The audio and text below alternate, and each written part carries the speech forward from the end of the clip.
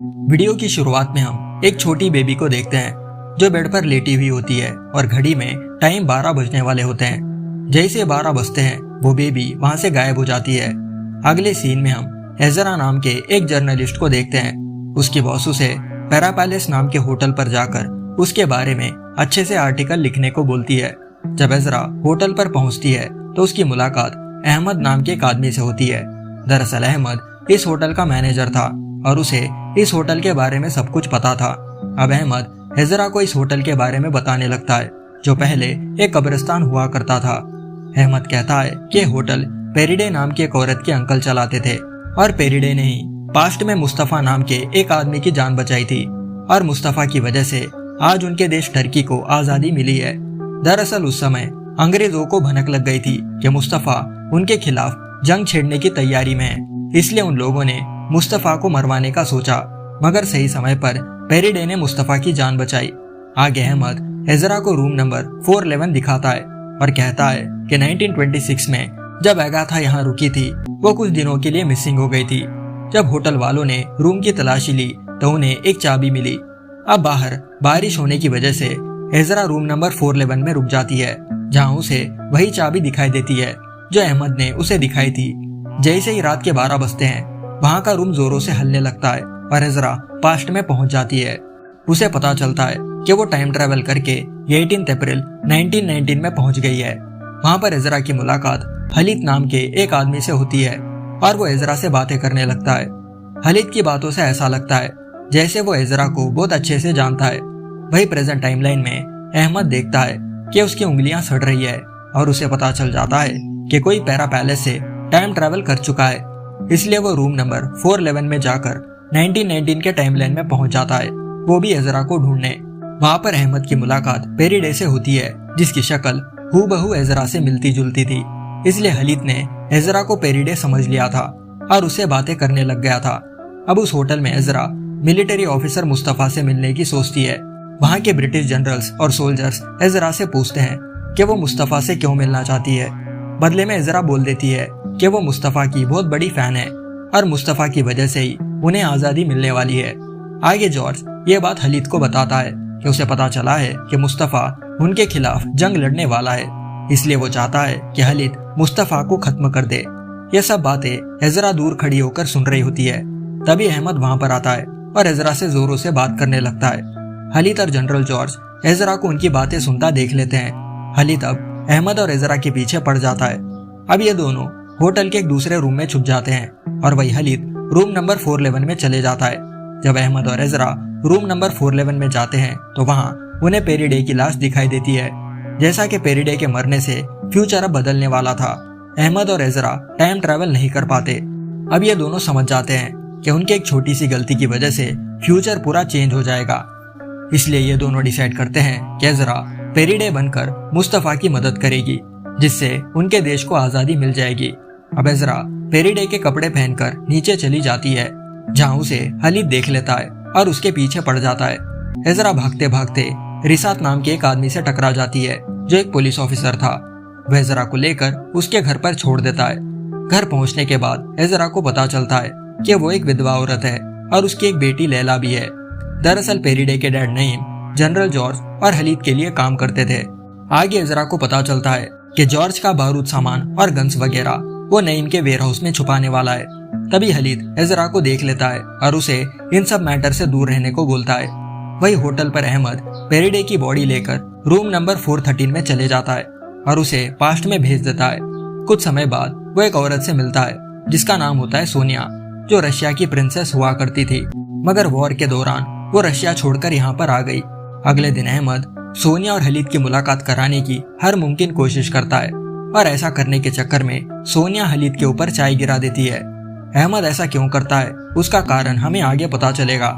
वही एजरा को लैला से पता चलता है कि पेरिडे एक डायरी मेंटेन करती है और पेरिडे की डायरी को उसकी बहन ने चुराया है। अब एजरा पेरिडे की बहन के कमरे में जाती है जहाँ उसे वो डायरी मिल जाती है।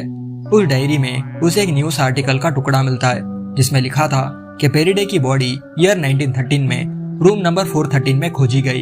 ये पता चलते ही वो पैरा पैलेस जाकर अहमद को सारी बात बता देती है और वो डायरी भी दे देती है। अब अहमद उस डायरी को पढ़ने लगता है। उस डायरी में लिखा हुआ था कि डिमिट्री नाम के एक आदमी को इस होटल के पोर्टल्स के बारे में पता है जो अलग अलग साल से कनेक्टेड है। साथ में डिमिट्री को मेन गेटवे के बारे में भी पता है जिसके जरिए इंसान किसी भी समय में आगे या पीछे जा सकता है। तभी कोई आदमी अहमद पर पीछे से वार करके पेरिडे की डायरी चुरा लेता है। जब एजरा रूम में पहुंचती है तो उसे अहमद बेहोशी की हालत में दिखाई देता है। आगे अहमद होश में आता है और बताता है कि उसने पेरिडे के पास वही चाबी देखी। फिर उसने उसे ईयर 1913 में भेज दिया और फिर उस चाबी को संभाल कर अपने पास रख लिया, जिसकी वजह से वो आज टाइम ट्रैवल कर पा रहे हैं। अहमद बताता है कि पेरिडे के पास पहले से एक चाबी थी। एजरा को पेरिडे के घर जाकर पेरिडे के कपड़े चेक करने चाहिए, शायद उसमें उन्हें वो चाबी मिल जाए। जब एजरा पेरिडे के कपड़े चेक करती है तो उसमें वो चाबी नहीं होती, बल्कि एक नोट मिलता है जो किसी फहतीन नाम के आदमी ने लिखा था। कुछ समय बाद एजरा और नईम का झगड़ा हो जाता है, क्योंकि नईम को लग रहा था कि वो बाहर आशिकी वगैरह कर रही है जिससे उसका नाम खराब हो रहा है, इसलिए वो एजरा को घर से बेदखल कर देता है। आगे एजरा ये नोट लेकर अहमद के पास जाती है और उस नोट में फहतीन ने लिखा था कि जॉर्ज और हलीद मिलकर मुस्तफा को मारना चाहते हैं, और यही बात बताने के लिए वो पेरिडे को गार्डन बार पर बुलाया था। जब एजरा गार्डन बार पर जाकर फहतीन के बारे में पूछती है तो फहतीन उसे वहां नहीं मिलता। तभी हलीद आकर एजरा से पूछता है कि उसे फहतीन से क्या काम है। बदले में एजरा कहती है कि उसके डैड ने उसे घर से बेदखल कर दिया है और फहतीन उसे इस बार पर काम दिलाने वाला था, जिस पर हलीद कहता है कि उसके जैसी औरत इस बार पर काम नहीं कर पाएगी। पर जैसे तैसे वो उस बार में सिंगर की जॉब खुद के लिए हासिल कर लेती है। बार बंद होने के बाद हलीद एजरा को लेकर मिस एलेनी के पास जाता है जो एक रेड लाइट एरिया चलाती थी। अब एजरा वहीं पर सोनिया के साथ सो जाती है। वही दूसरी ओर अहमद जब होटल के सभी रूमों की तलाशी लेता है तो उसे एक रूम में पेरिडे की डायरी मिल जाती है। उसे ये भी पता चलता है कि इस रूम में फहतीन नाम का आदमी रहता था। इसका मतलब यह है कि फहतीन ही वो चोर है। यहाँ पर उन्हें ये भी पता चलता है कि जिस दिन से पेरिडे मरी है उस दिन से फहतीन लापता है। आगे अहमद एजरा से कहता है कि इस होटल में ऐसे कई सारे रूम हैं जिसकी मदद से वो किसी भी टाइमलाइन में जा सकते हैं।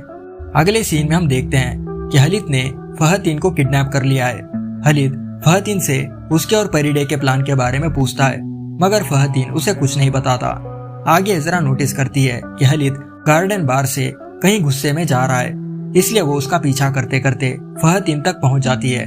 फहतीन एजरा को बताता है कि जिस रात वो उससे मिलने आया था उसे जॉर्ज के एक आदमी ने देख लिया, फिर हलीद ने उसे किडनैप कर लिया।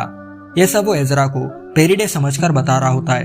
वो उसे ये भी बताता है कि जॉर्ज और हलीद ने मिलकर मुस्तफा को मारने का प्लान बनाया है। वो एजरा को सलाह देता है कि वो हलीद के बड़े भाई उस्मान से जाकर मिले और वही एक शख्स है जो उसकी मदद कर सकता है।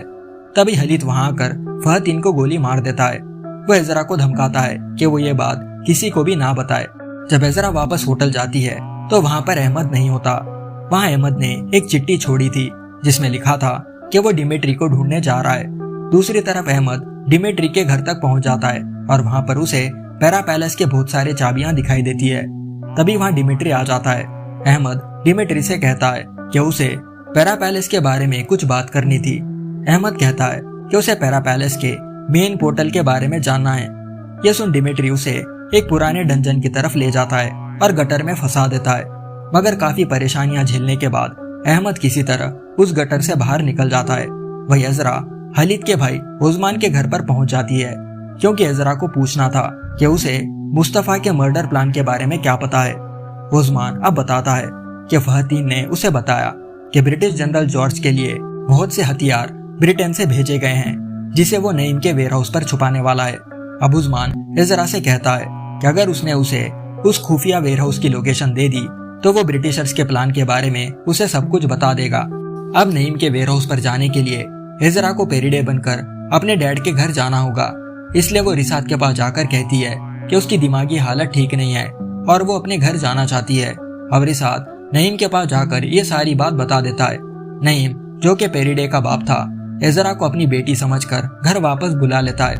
रात के समय एजरा सारा घर छानबीन करती है, मगर उसे उस वेयरहाउस के बारे में कोई इन्फॉर्मेशन नहीं मिलती।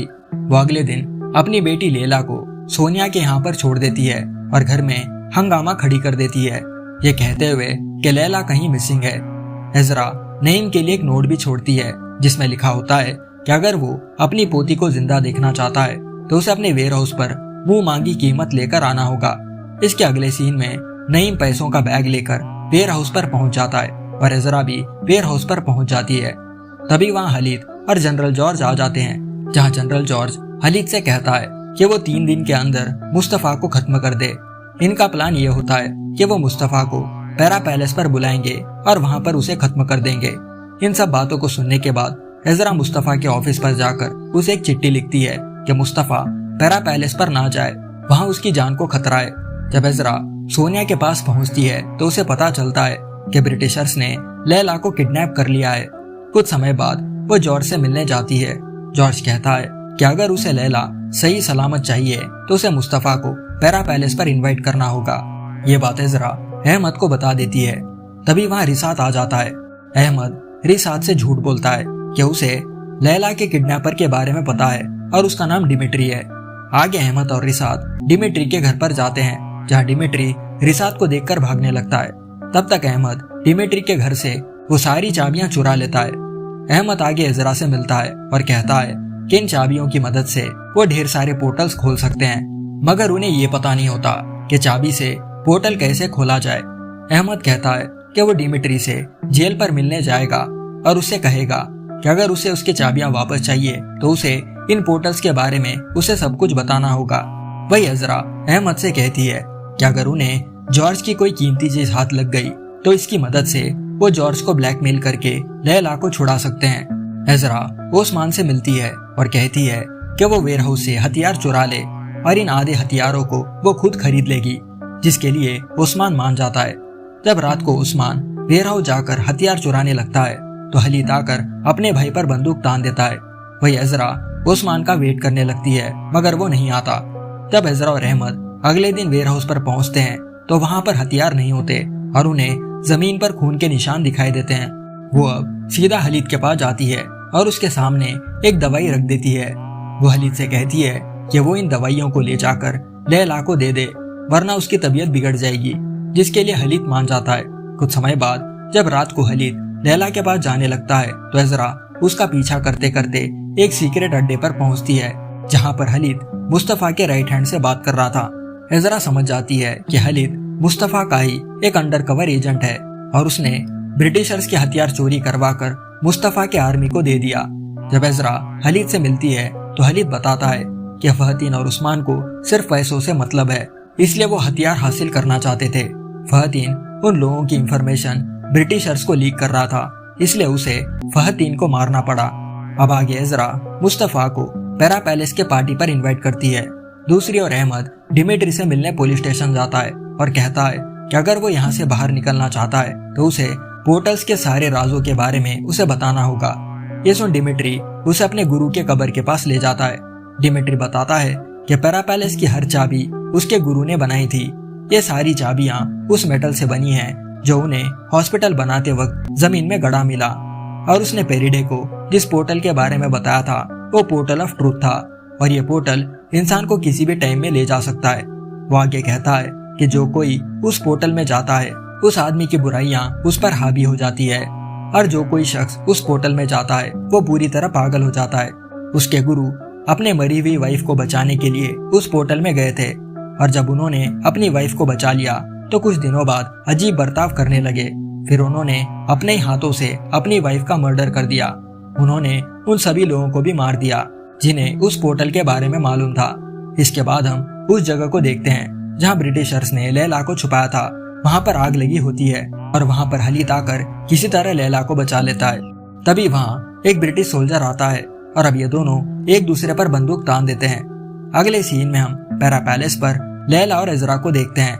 एजरा स्टेज पर अनाउंस करती है कि मुस्तफा को टर्की का आर्मी चीफ बनाया गया है। तभी हलीद वहां बेहोश हो जाता है और एजरा देखती है कि उसे गोली लगी है। कुछ समय बाद हम हलीद को हॉस्पिटल में देखते हैं, जहां पर हलीद की हालत बिगड़ने लगती है। डॉक्टर्स बताते हैं कि हलीद के बॉडी में इन्फेक्शन फैल गया है और अगर हलीद 3 दिन तक होश में रहा तो वो बच सकता है। दूसरी तरफ जॉर्ज को पता चलता है कि उनके एक ऑफिसर को गोली लगी है। जॉर्ज याद करता है कि हलीद को भी एक गोली लगी थी, इसलिए उसे अब हलीद पर शक होने लगता है। वही एजरा जब होटल पहुंचती है तो अहमद की तबीयत बहुत खराब होती है और उसका हाथ धीरे धीरे सट रहा होता है। डिमिट्री बताता है कि टाइमलाइन में कुछ तो गड़बड़ी हुई है जिससे अहमद का वजूद खतरे में आ गया है। एजरा को लगता है कि यह सब खलीद को गोली लगने की वजह से हुआ है और इन दोनों की जिंदगी आपस में जुड़ी हुई है। अगर एजरा अहमद को बचाना चाहती है तो उसे खलीद को बचाना होगा, मगर खलीद को बचाने के लिए एजरा को एंटीबायोटिक्स चाहिए। इसलिए वो फैसला करती है कि वो भविष्य में जाकर एंटीबायोटिक्स ले आएगी। इसके बाद वो टाइम ट्रेवल करके 1928 में जाने की कोशिश करती है, क्योंकि उस साल एंटीबायोटिक पेनिसिलिन की खोज हुई थी। मगर वो 1917 में पहुंच जाती है, जहां खलीद के पीछे कुछ लोग पड़े हुए थे। एजरा जल्दी से उसे लिफ्ट दे देती है और ये दोनों इस तरह एक दूसरे के करीब आने लगते हैं। मगर एजरा के पास टाइम कम होने के कारण वो वापस अहमद के पास पहुंच जाती है। अब एजरा टाइम ट्रेवल करके 1942 में पहुंच जाती है और एक मेडिकल शॉप से एंटीबायोटिक्स खरीदने लगती है। मगर उस शॉप की ओनर पुलिस को फोन करके एजरा को अरेस्ट करवा देती है। जेल में उसे पता चलता है कि जॉर्ज ने पूरे इस्तांबुल पर कब्जा कर लिया है और सारे टर्किश लोगों को खत्म कर दिया। अब जितने भी टर्किश बचे हैं वो ब्रिटिशर से छुप रहे हैं। आगे वहाँ कुछ टर्किश लोग आकर सबको रिहा कर देते हैं और एजरा भी वहाँ से भाग निकलती है। वो सीधा मेडिकल शॉप तोड़कर एंटीबायोटिक्स चुरा लेती है और अहमद के पास पहुंच जाती है। एजरा देखती है कि वहाँ अहमद और डिमिट्री नहीं है। कुछ समय बाद एजरा जब हॉस्पिटल जाती है तो डिमिट्री बताने लगता है कि अहमद अपने पिता खलीद से मिलने यहाँ पर आया है। अहमद अब बताने लगता है कि खलीद उसका बाप और सोनिया उसकी माँ है, इसलिए खलीद को गोली लगने की वजह से उसका वजूद खतरे में आ गया था और अगर सोनिया और खलीद नहीं मिले तो वो कभी पैदा ही नहीं होगा। इसके बाद एजरा सोनिया को दवाई देती है और सोनिया से रिक्वेस्ट करती है कि वो ये बात खलीद को ना बताए कि ये दवाई उसने उसके लिए लाई है। तभी डिमिट्री उन्हें बताता है कि खलीद ने ही पेरिडे को मारा है, क्योंकि पेरिडे समय में आगे जाकर देखना चाहती थी कि मुस्तफा को कौन मारने वाला है। कुछ समय बाद जब खलीद ठीक हो जाता है तो एजरा उसे मिलने के लिए बुलाती है और बताती है कि वो पेरिडे नहीं है, मगर खलीद को ये बात पहले से ही पता थी। खलीद बताता है कि जब वो रूम नंबर 411 में गया था तो पेरिडे पहले से ही मरी पड़ी थी। खलीद कहता है कि उसे पेरिडे के बॉडी के पास एक रिंग मिली। ये रिंग सोनिया की होती है और एजरा ये रिंग ले जाकर सोनिया को दिखाती है। बदले में सोनिया कहती है कि ये रिंग तो उसकी ही है, जिसे उसने एक ज्वेलरी वाले को बेच दिया था। उस ज्वेलरी शॉप पर जाने के बाद वहाँ का ओनर उसी टाइप की एक और रिंग उन्हें दिखाने लगता है, मतलब कोई फ्यूचर से वहाँ आकर पेरिडे को मार दिया था। वही दूसरी ओर खलीद वेयर हाउस पर होता है, जहाँ पर हथियारों की एक नई शिपमेंट आई हुई थी। तभी रिसात अपने साथियों के साथ वहाँ पर पहुँच जाता है और खलीद को अरेस्ट कर लेता है। यहाँ पर हमें ये पता चलता है कि यह सब प्लान जॉर्ज का था। अब जॉर्ज खलीद से कहता है कि वो मुस्तफा और पेरिडे दोनों को खत्म कर देगा। इसके बाद खलीद रिसात को बताता है कि पेरिडे की जान को खतरा है, क्योंकि वो जॉर्ज के खिलाफ है। वही दूसरी तरफ डिमिट्री सोनिया से टकरा जाता है और उसके बच्चे के बारे में पूछने लगता है। सोनिया कहती है कि शायद उसे कोई गलत फहमी हुई है। इसके बाद डिमिट्री अहमद को बताता है कि उसने सोनिया को पेरिडे के मर्डर वाली रात देखा था और वो प्रेग्नेंट थी। उसके पास वो रिंग भी थी जिसे उसने अपने गले में पहन रखा था। वही एजरा सोनिया के रूम में आकर सो जाती है और आधी रात को सोनिया एजरा को खत्म करने की कोशिश करती है। सही समय पर अहमद आकर एजरा को बचा लेता है। यहाँ में पता चलता है कि ईयर 1920 में सोनिया माँ बनने वाली थी, पर खलीद उसे छोड़कर चले जाता है क्योंकि वो पेरिडे से प्यार करता था। सोनिया को लग रहा था कि ये सब पेरिडे की वजह से हो रहा है, इसलिए वो उस चाबी की मदद से 1919 में पहुंचकर पेरिडे का मर्डर कर देती है। और इसके बाद डिमिट्री ने सोनिया को देख लिया था। सोनिया बताती है कि पेरिडे को मारने के लिए उसे जॉर्ज ने कहा था और वो जॉर्ज के लिए होटल पर आने वाले लोगों पर नजर रखती है। यहाँ पर हमें पता चलता है कि जॉर्ज के लिए काम करने वाले यहाँ पर बहुत सारे लोग हैं, जैसे सोनिया और रिसात। यहाँ एजरा को पता चलता है कि सोनिया ने ही पेरिडे की डायरी चोरी की थी और उसे पोर्टल और चाबियों के बारे में भी सब कुछ पता है। अब अहमद सोनिया के पास से वो चाबी ले लेता है और उसे प्रॉमिस करने को बोलता है कि वो फिर कभी किसी और को चोट नहीं पहुंचाएगी। आगे अहमद और एजरा प्लान बनाते हैं कि वो जनरल से सब कुछ उगलवा लेंगे और फोन में रिकॉर्ड कर लेंगे। अब एजरा जॉर्ज से मिलती है और उसे अपने बातों में फंसाकर ये बुलवाती है कि वो टर्किश लोगों से नफरत करता है और यहाँ के लोगों को वो खत्म करना चाहता है। अहमद ये सब अपने फोन में रिकॉर्ड कर लेता है। इसके बाद एजरा ये सारी बात रिसात को बता देती है एजरा कहती है कि उन्हें मुस्तफा को बचाना होगा। अगर वो मर गया तो टर्की नाम का देश फ्यूचर में एग्जिस्ट नहीं करेगा। तभी रिसात, जो कि जॉर्ज के लिए ही काम करता था, वो खुद पर घिन महसूस करके उन्हें एक बोट की लोकेशन देता है जिसमें जॉर्ज ने बॉम्ब लगाया था। एजरा रिसात से रिक्वेस्ट करती है कि वो हलीद को छोड़ दे। अब हलीद और एजरा उस बोट पर जाकर बॉम्ब को पानी में फेंक देते हैं और वहाँ के सभी लोगों को बचा लेते हैं। इसके बाद एजरा हलीद को बताती है कि वो उसे पसंद करती है, मगर वो यहाँ नहीं रह सकती क्योंकि ये जगह उसकी नहीं है। वो उसे अलविदा कहती है और अहमद के पास पहुंच जाती है। अब अहमद एजरा से पूछता है कि वो वापस अपने टाइमलाइन में जाकर क्या करेगी, जिस पर एजरा कहती है कि वो अपने ऑर्फनेज जाकर अपनी फाइल देखेगी। अनाथ आश्रम छोड़ते वक्त उन्हें एक फाइल दी जाती है जिसके अंदर उसकी सारी जानकारी होगी और वो कभी अपने फाइल को पढ़ने की हिम्मत नहीं जुटा पाई। तभी जॉर्ज वहां पर आता है और उन पर फायरिंग करने लगता है और ये दोनों भागकर रूम नंबर 413 में पहुंच जाते हैं। जब तक जॉर्ज वहां पर आता, वो लोग वहां से गायब हो जाते हैं। जब एजरा और अहमद को होश आता है तो वो 1995 में होते हैं। आशा करता हूँ कि आपको ये सीरीज पसंद आई होगी। अगर वीडियो अच्छा लगा है तो एक लाइक और एक कमेंट ड्रॉप करना मत भूलना। मैं जल्दी एक और बढ़िया सीरीज के साथ लौटूंगा। तब तक के लिए bye, take care and thanks for watching.